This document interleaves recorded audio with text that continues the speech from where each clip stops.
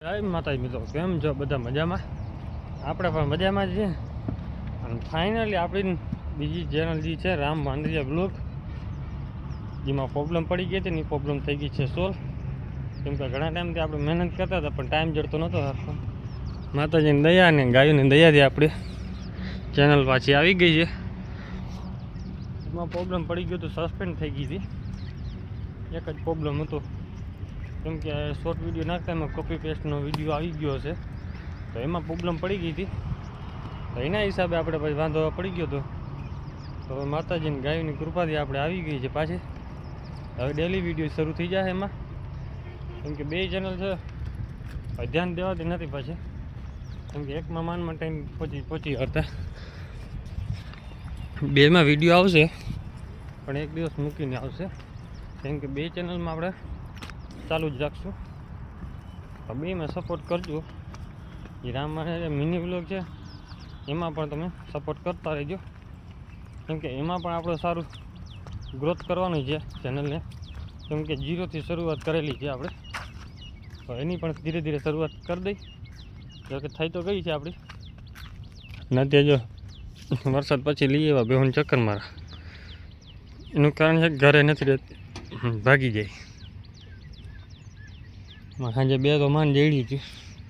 એ કેટલા વાગે ખબર? 10 વાગે રાતે. આપણે ટાઈમ હોય ને ભાગદોડ જ હોય. કેમ કે સાંજે નીકળી ગઈ હતી કઈ ખબર, 2 ગેંગમાં હતી ભેગી. મને હવે ચબુડી એક હતી, આ હતી કે ના આ તો નથી. જો સામે ચારે છે, ઓલી બાજુની છેલ્લી પાડી છે ને એક ઈ, અને બીજી એની માં, એ તમને ખબર જ છે પાછળ વાળી ઓલી નાની પાડી. અને કાજો ભાગે છે ને એ લાકડીના ગાય.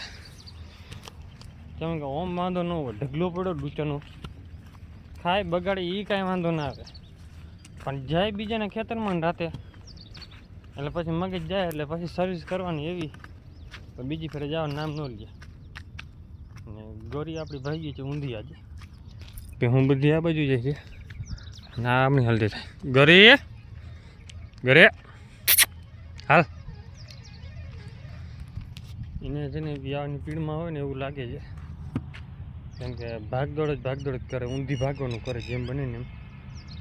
એકલું જગ્યા ગોતે, ગમે ગાય હોય ભેંસ હોય, વ્યાવાની તૈયારી હોય ને એટલે રસ્તો ઊંધો હાલે એનો. કેમ કે અમુક માલ પાણીમાં ભાગે ને કાં પાણીમાં બેઠી હોય ને એટલે એવું લાગે કે વ્યાવાની પીડ ઉપડી ગઈ છે, તો એ પીડમાં ભાગે ને એટલે પછી એ કાંઠા ઉપર વહી જાય ને અહીંયા વ્યાઈ જાય. આપણે બંને કર્યું હતું એવી રીતે કે વ્યાવાની પીડ હતી, વ્યાણી પાણી અંદર, અને પછી કાંઠે જઈને ઊભી રહી ગઈ. પછી ગોતી થાય કાંઈ પાડોડો જડે જ નહીં. ત્રીજી જે પાડો મરેલો આવ્યો ઉપર ત્યારે ખબર પડી. એવી રીતે આપણે એક ભૂરીએ કર્યું હતું, એ અહીંયા જ કર્યું હતું. કેમ કે ઝીણો વરસાદ ચાલુ હતો ને પછી વેહું બેઠી હતી પાણીમાં, આનું કાંઈ હતું હોય નહીં એની કાંઈ. બીજી દી પાડેડો મરીને આવ્યો, પાડો હતો મરેલો, માથે આવ્યો તો ખબર પડી. ઘરે જો ભાઈ ગઈ રસ્તો લઈ.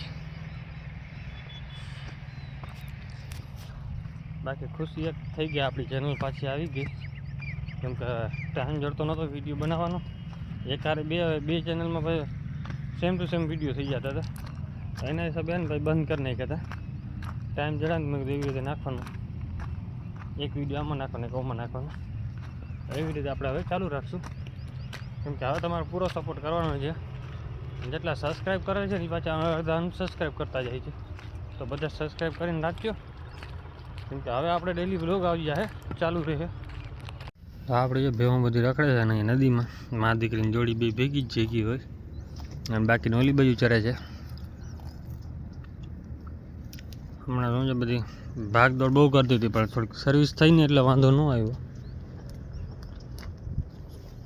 કેમ કે માર ખાય ને ત્યાં સુધી રીએ નહીં ભેહું, અને ભેહું જાત જ અઘરી, ભાગદોડ જ. એમાં અડધી તો એવી તોફાની એટલે બીજી રીતની હોય.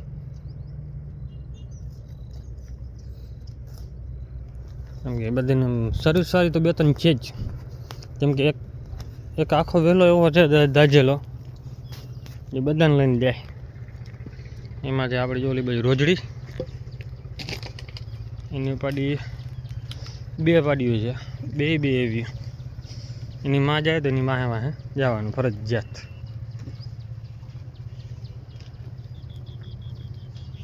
ગાયમાં તો આપણે એક અહીંયા દેખાય છે, બાકી તો ગોરીને તો લગભગ માથે ચડી ગયા છે કાં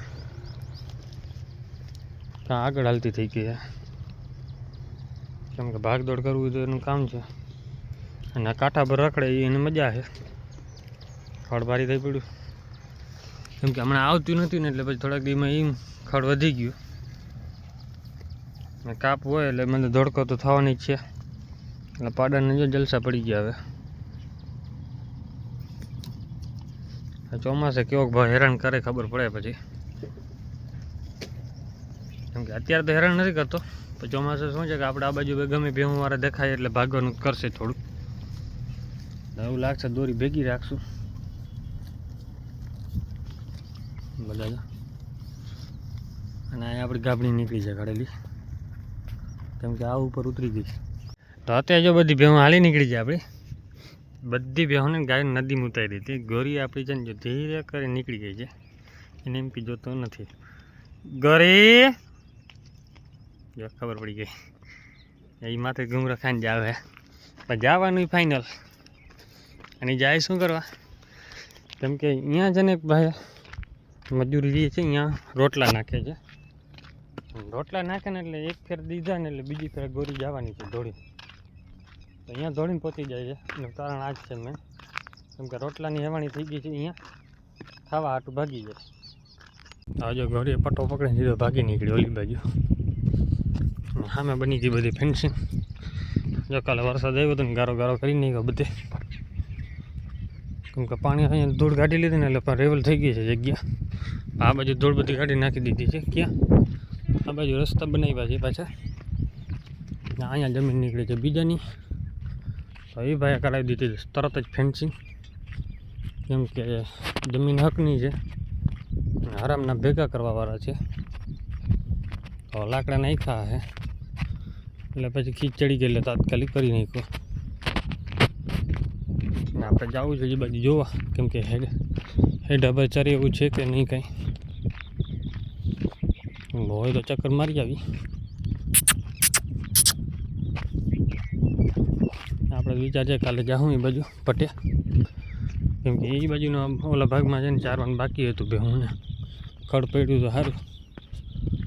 આજ તો અહીંયા ચક્રું મરાવશું, કેમ કે બધી નદી ઉતરી ગઈ. આજ લાંબો પેલો કરે નહીં. ગોરી પણ જામી જાય એટલે ધીરે ધીરે બધી ભેગી કરી લે ને પછી જવા દે એ બાજુ. આજ તો નહીં મેળાવે, કેમ કે આ બધું જેસીબી પૂરું કરી દીધું, ફેન્સિંગ મારી દીધી. હા મેં જે ખેતર છે એમાં નીકળી જાય ઓલી બાજુ, વાંધો નથી. હેઠા બને રખડી આવશે, ઘડીક ટાઈમપાસ કરશે ભેહું.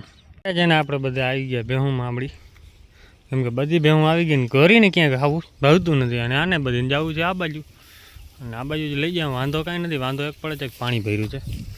પાણી ભર્યું છે ને હેઠા ઉપર આ બાજુ ને ઓલી બાજુ બે બાજુ ચડી જાય, કેમ કે ઓલી બાજુ કાંટા નથી નાખતા નથી. આ બાજુ ઓલી બાજુ વાળો તો હજી ખાલી પડ્યો એટલે વાંધો ન આવે. આ બાજુ છે ને ખડ વાવેલું છે વાઢ્યું, અને એ ભાઈ છે મગજના થોડાક બેકાર, એના મોઢે ચડવા જેવું હોય નહીં, કેમ કે એ ભાઈ છે જ પહેલેથી એવા.